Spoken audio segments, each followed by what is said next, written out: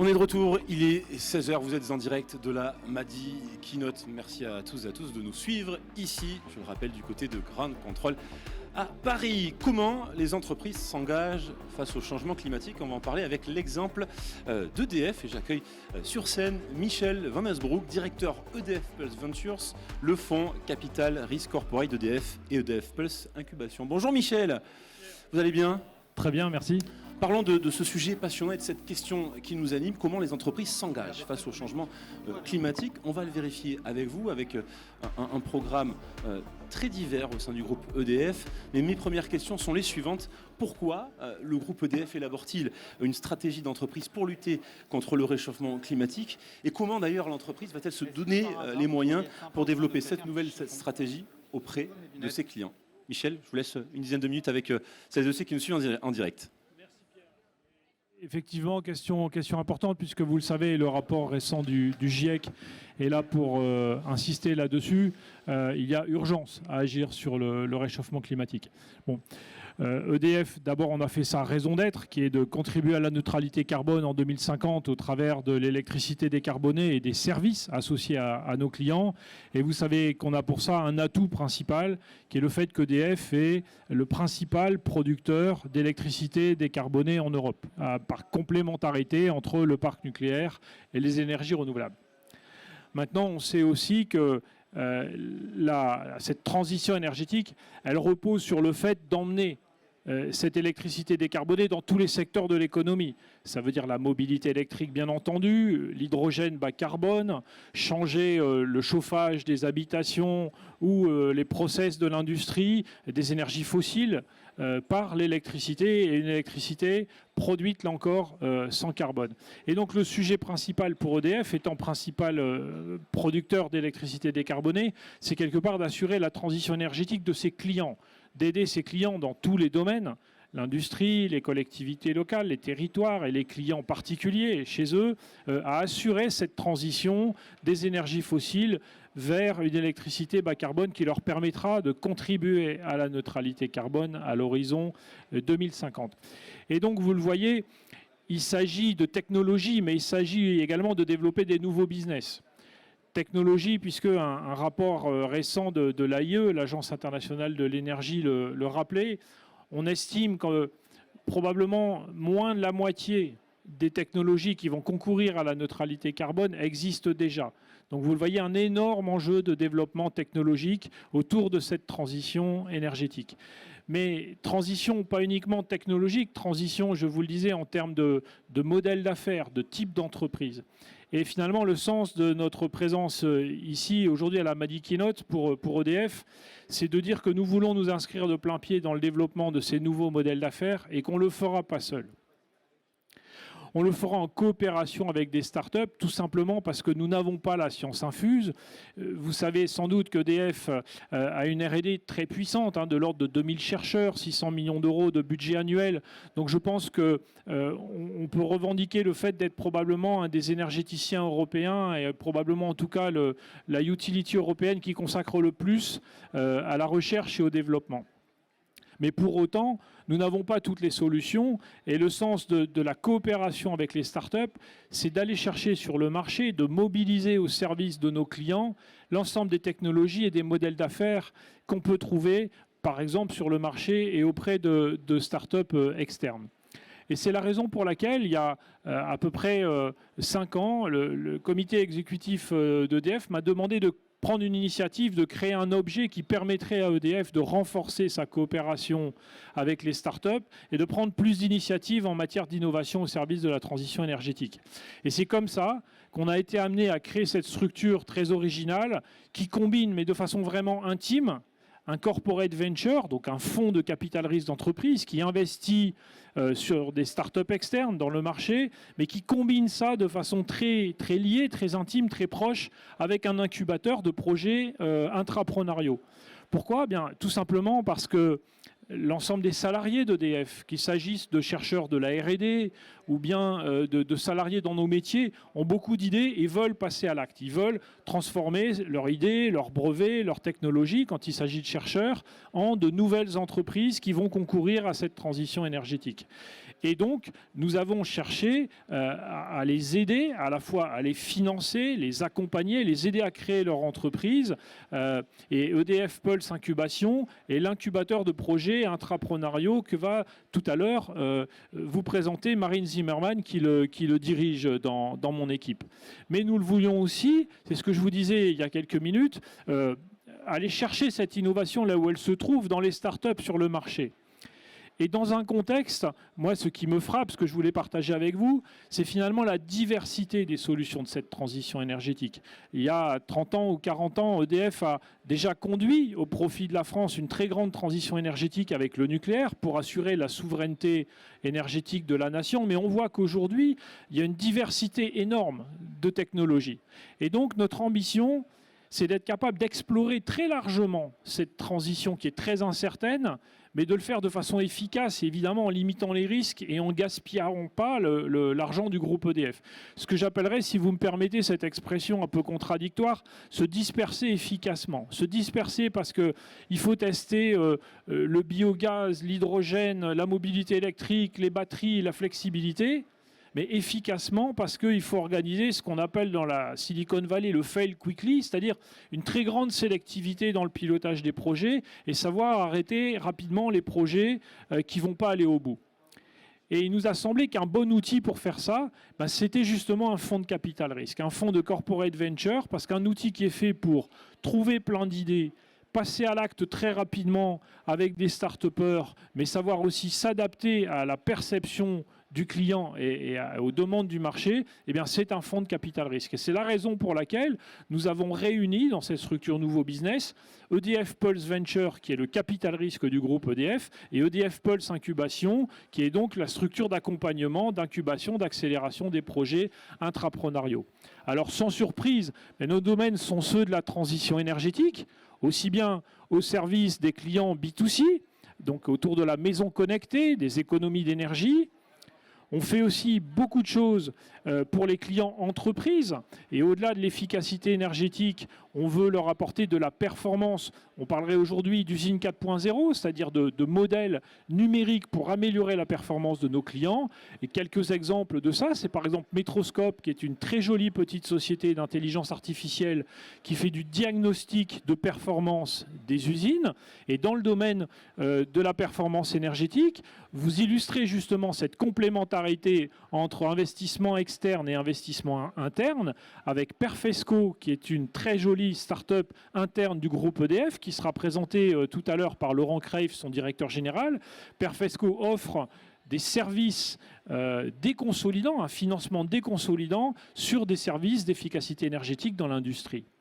Mais nous sommes également capables de mobiliser cette innovation avec des partenariats et des investissements externes. Et c'est ce qu'on a fait très récemment avec Enerbrain. Enerbrain est une petite société italienne que nous avons découverte grâce à Edison, la filiale italienne du groupe EDF, avec déjà des synergies existantes en Italie. Et nous avons pris une participation dans Enerbrain pour accélérer son développement en la finançant et aussi pour apporter au groupe EDF un supplément d'innovation dans le domaine de l'efficacité énergétique des entreprises. Donc vous le voyez, service de transition énergétique pour les clients particuliers, pour les entreprises, pour les territoires également. On l'a beaucoup dit, mais je crois qu'il faut insister là-dessus, c'est que cette transition énergétique, elle sera décentralisée. On voit bien que les maires, les régions s'en saisissent. Les régions veulent leur train à l'hydrogène, les maires veulent des écoquartiers. Pour les accompagner dans leur stratégie, nous avons par exemple créé Urbanomy, qui est une petite société d'urbanisme durable, de conseil stratégique en décarbonation des territoires. Et évidemment, un des champs privilégiés de la décarbonation des territoires, c'est la mobilité. C'est la raison pour laquelle, vous le savez, EDF est très présent sur les bornes de recharge de véhicules électriques avec une filiale qui existe depuis un moment qui s'appelle Easyvia. Mais évidemment, il faut là encore apporter un supplément d'innovation, un surcroît d'adaptation à cette transition énergétique. C'est ça qu'on a fait en créant Drive, qui est une société de smart charging. L'idée, elle est très simple, c'est que pour décarboner nos sociétés, il faut de plus en plus de production d'énergie renouvelable, mais qui dit énergie renouvelable dit aussi production intermittente, parce que quand il n'y a pas de vent et pas de soleil, il faut bien pour autant assurer la continuité de fourniture d'électricité et donc il faut stocker l'énergie. Donc qui dit développement des énergies vertes dit également développement des batteries. Et c'est la raison pour laquelle EDF a développé un plan stockage très important.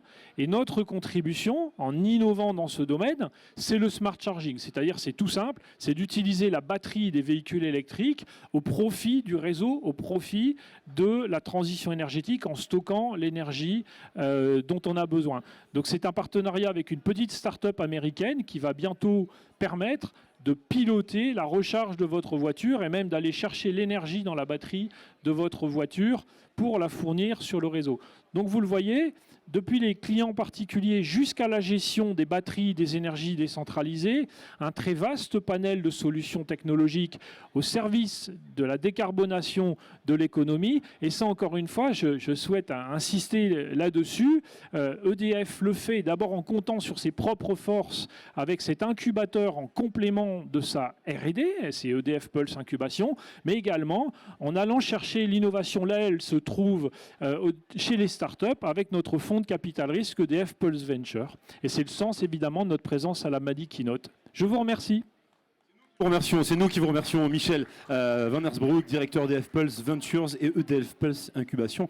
On va, si vous le voulez bien, poursuivre avec cette fois-ci les deux programmes, Marine. puisque vous nous avez présenté ces deux programmes. On va vous les présenter avec ceux et celles qui sont à la charge de ce programme. Comment les entreprises s'engagent-elles face au changement climatique? Nous allons le voir avec justement ce programme d'EDF qui mise sur l'inventivité des collaborateurs pour lutter contre le changement climatique. Marine Zimmermann, directrice d'EDF Pulse Incubation, va nous rejoindre sur scène puisqu'elle va nous raconter son histoire et son engagement qui se traduisent dans le groupe EDF par des missions bien particulières. C'est à votre tour, Marine, de nous parler justement de cette histoire. Comment accompagnez-vous les startups au sein du groupe EDF? Je vous laisse 10 minutes. Il y a 15 ans, quand je commençais à expliquer ce que je faisais, on m'arrêtait tout de suite en me disant mais Marine, il y a un truc que je comprends pas là. T'es bardée de diplômes, l'ESSEC, Sciences Po, Cambridge. Pourquoi tu prends ton premier poste dans la gestion des poubelles? Oui, effectivement, pas très glamour. Et pas évident d'expliquer à son entourage et de partager autour de soi son enthousiasme sur les questions de recyclage, de compostage, de méthanisation. Alors, quand je suis devenue consultante en développement durable et en gestion de l'eau, ça passait déjà un peu mieux dans les dîners. Quoique, gérer l'eau, c'est beaucoup gérer les eaux usées. Et puis, il y a eu l'énergie. Je me rappelle très bien cette conférence en 2006 à Washington. Je travaillais au PNUE, au Programme des Nations Unies pour l'environnement à l'époque, et Travis Bradford, un professeur à Columbia, donnait cette conférence pour faire la promotion de son livre « The Solar Revolution », Révolution du solaire. Alors, je peux vous dire qu'à l'époque, il n'y avait pas grand monde dans l'audience qui croyait complètement à sa théorie. Mais moi, j'ai compris deux choses. D'abord, j'ai compris qu'avec le solaire et les renouvelables plus généralement, on avait un potentiel énorme, une des clés pour lutter efficacement contre le changement climatique. Mais j'ai aussi compris que dans ce contre-la-montre que nous devons engager dans cette lutte contre le changement climatique, le développement du renouvelable et des solutions de stockage associées n'irait jamais assez vite et qu'on aura besoin de toutes les solutions de décarbonation le plus vite possible. Alors, rejoindre EDF pour lutter contre le changement climatique, ça devenait une évidence. EDF, c'est tout simplement l'acteur industriel qui, en misant sur la complémentarité entre le nucléaire et le renouvelable, permet à la France d'avoir une des électricités les moins carbonées au monde. Ça, c'est la première mission d'EDF que vous connaissez tous. Mais il y a une deuxième mission d'EDF, un peu moins connue. C'est aussi de développer des solutions pour aider les clients d'EDF dans leur propre transition énergétique, pour réduire leurs propres émissions de CO2. Et pour cette deuxième mission, EDF a réellement fait le choix de miser sur l'inventivité des salariés, de miser sur l'innovation. Alors, c'est un pari qui est ambitieux. Plus de la moitié des technologies dont nous avons besoin pour atteindre la neutralité carbone en 2050 ne sont pas disponibles sur le marché aujourd'hui. C'est dire l'immensité du défi auquel nous faisons face. C'est dire aussi l'importance de l'innovation. Alors, pour relever ce pari, EDF a réellement mis des moyens. Tout d'abord, évidemment, en soutenant une R&D d'excellence dotée d'un budget de plus de 700 millions d'euros annuels. Mais aussi en développant tout un écosystème d'innovation, dont EDF Pulse Incubation que je dirige. Alors, qu'est-ce que c'est EDF Pulse Incubation ?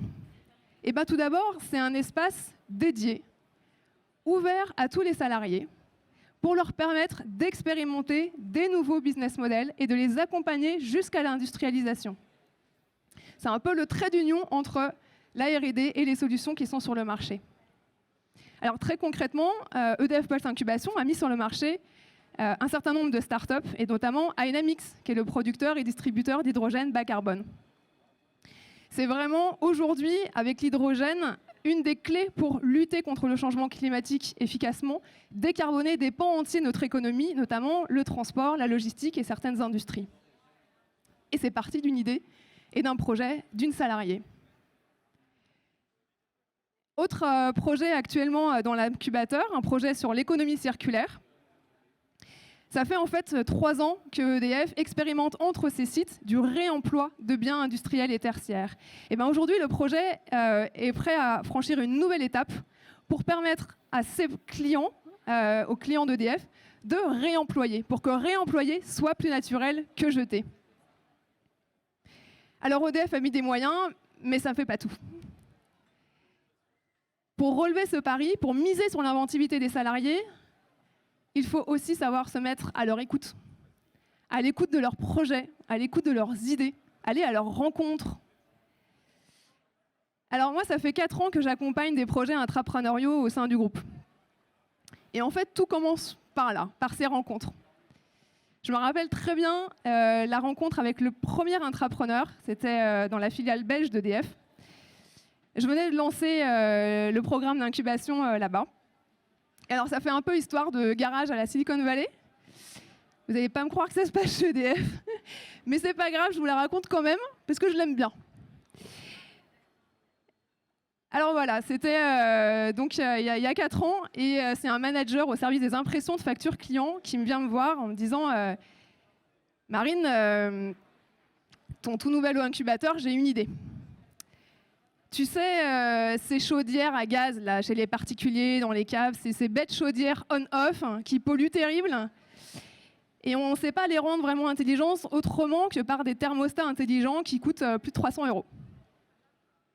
Eh ben moi, je vais le faire pour 15 €. Bah voyons. Il est revenu le lundi matin avec des fils, un boîtier, a posé tout ça sur mon bureau. Et il m'a dit, je pense que ça peut marcher. Et c'était le début d'une folle aventure. Ce manager était en fait un ancien ingénieur à 2 ans de la retraite qui a fondé sa start-up avec le soutien de EDF. Alors évidemment, toutes les aventures ne se terminent pas comme celle-ci. Et je voudrais terminer par là, en fait. Je pense que miser sur l'inventivité des salariés pour lutter contre le changement climatique, ça demande beaucoup de courage. Alors ça demande du courage des salariés d'abord, parce que fonder sa start-up au sein d'une entreprise comme EDF, une grande entreprise, ça demande de vraiment relever un certain nombre de défis. Ça reste un peu le parcours du combattant quand même. Et ça demande aussi d'accepter le risque de l'échec, d'accepter de s'exposer. Mais du courage, ça en demande aussi de la part des managers. Parce que curieusement, les gens qui viennent me voir, ce n'est pas les plus mauvais dans les équipes. Et que c'est jamais facile de laisser partir les ressources quand on manage une équipe. Et puis finalement, ça demande beaucoup de courage du top management, tout simplement. Et je crois vraiment que ça vient vraiment de là. Ça demande du courage et de l'engagement. Parce qu'il n'y a pas que des pépites qui sortent de ces programmes d'intrapreneuriat. Et qu'il faut fondamentalement être convaincu de la valeur d'expérimenter et de tirer les leçons de ce qu'on apprend en testant le marché. Alors voilà. Voilà ce que c'est miser sur l'inventivité des salariés pour lutter contre le changement climatique chez EDF. Il y a beaucoup d'idées qui finissent à la poubelle. Mais pour celles qui réussissent, comme Dynamics par exemple dans l'hydrogène, il y a vraiment le potentiel d'avoir un impact de taille industrielle pour lutter efficacement contre le changement climatique. Merci à tous de votre attention. Zimmermann, de nous avoir présenté votre mission, qui est peut-être même plus qu'une mission et qui est même un engagement au sein du groupe EDF. Merci infiniment à la directrice EDF Pulse Incubateur, Marie Zimmermann. Parlons maintenant d'un autre type d'accompagnement avec un exemple bien particulier, celui de Laurent Kreif, CEO de Perfesco. Perfesco, c'est une filiale d'EDF. Cette société a été créée en 2010 et il va nous raconter son histoire qui l'a conduit à intégrer les rangs d'EDF. Je vous demande d'accueillir Laurent Kreif. Bonjour Laurent, vous avez créé votre société en 2010 et 4 ans plus tard, exactement. vous rejoignez EDF. Je vous laisse le soin de nous parler de cette aventure qui est la vôtre et qui est celle d'EDF. Bonjour. Chez EDF et chez Perfesco en particulier, on fait les poubelles des industriels. Parce que dans les poubelles des industriels, il y a beaucoup de projets. Et c'est des projets qui pourraient baisser les consommations de ces industriels. Et ces projets, ils sont orphelins. Ils sont orphelins de CAPEX, ils n'ont pas de financement, ils ne sont pas financés. Et c'est aussi des projets qui n'ont pas de ressources humaines pour les développer. Et c'est dommage. Et la raison pour laquelle il y a tout ça, c'est que les industriels sont souvent concentrés sur la production et les urgences vitales. Et que ces projets ne sont pas des projets d'urgence vitale. Peut-être vous m'entendez mieux là. Ces projets ne sont pas des projets d'urgence vitale. Alors ce qu'on s'est dit, chez Perfesco, c'est qu'on allait les financer. On les finance, on les réalise, et pour faire en sorte que les industriels nous suivent, une fois qu'on les a financés, on se paye sur les gains qui sont générés. On leur laisse un morceau des gains, et on en prend un morceau pour financer l'investissement. Et en faisant ça, petit à petit, avec des actions concrètes, on peut finalement améliorer l'environnement.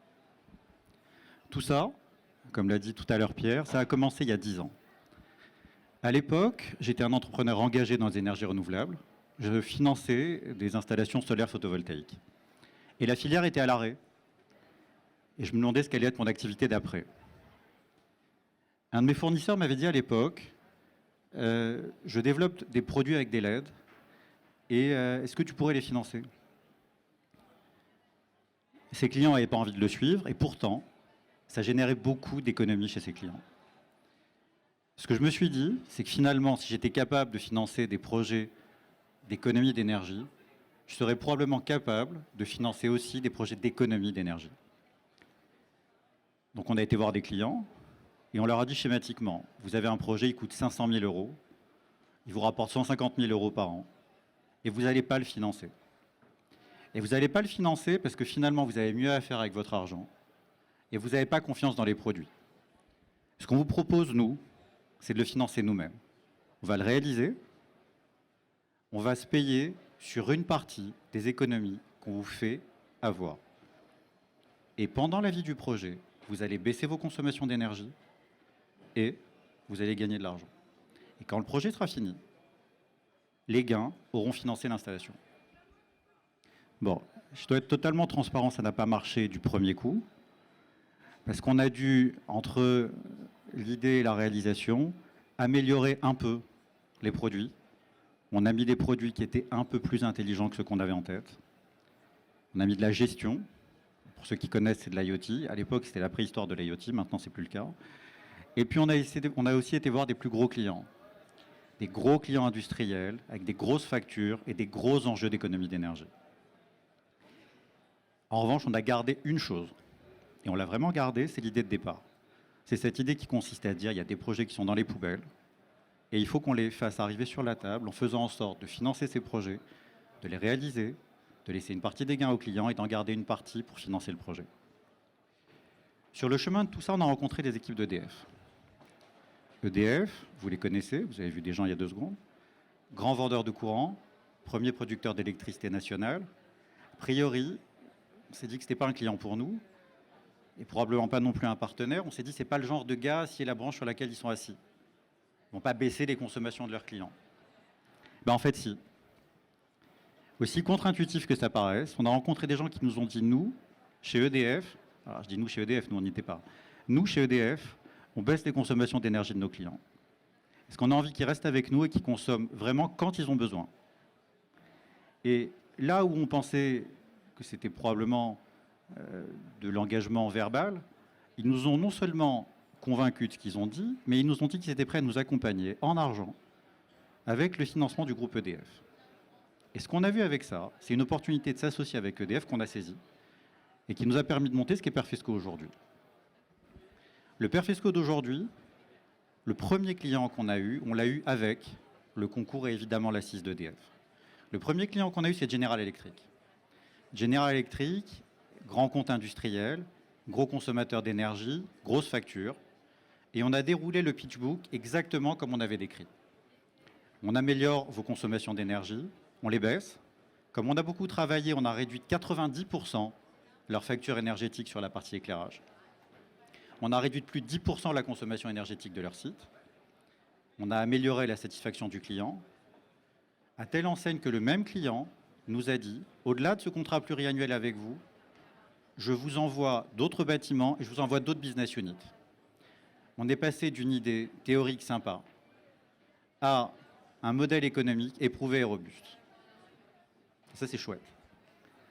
Et d'ailleurs, on a reproduit cette discussion avec d'autres clients. On bosse avec le champion du monde des roulements à billes, comme vous le connaissez tous, c'est SKF.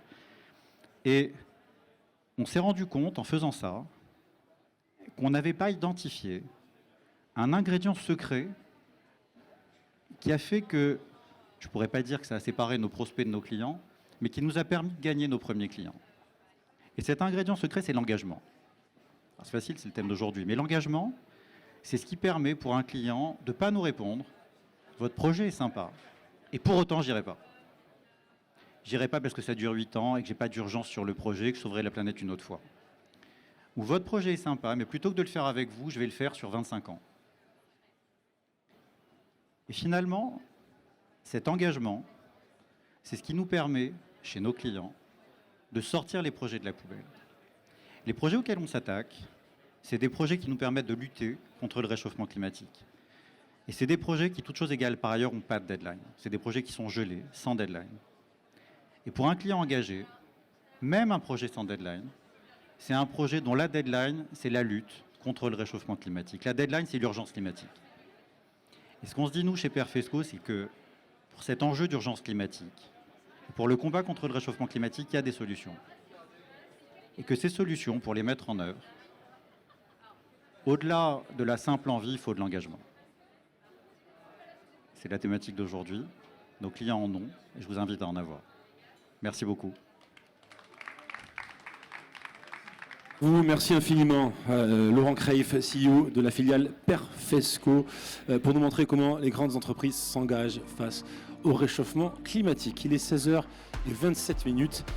La scène Madi Pitch va se terminer maintenant. Et on vous remercie de nous avoir suivis nombreuses et nombreux sur le streaming et également en présentiel. Mais pas de panique puisque la journée continue ici pour le Festival de l'Innovation, la 6e édition de la Madi Keynote, avec dans quelques instants du côté de la scène Vision, le sujet suivant: en quoi notre vision est-elle notre plus grande force? Nous développerons cette question sur la scène Vision, et puis sur la scène Talks, nous nous retrouvons dans une dizaine de minutes pour répondre également à une autre question: peut-on penser l'homme augmenté sans diminuer le vivant? Et pour celles et ceux qui sont ici en présentiel, nous vous invitons à rester jusqu'à 18h.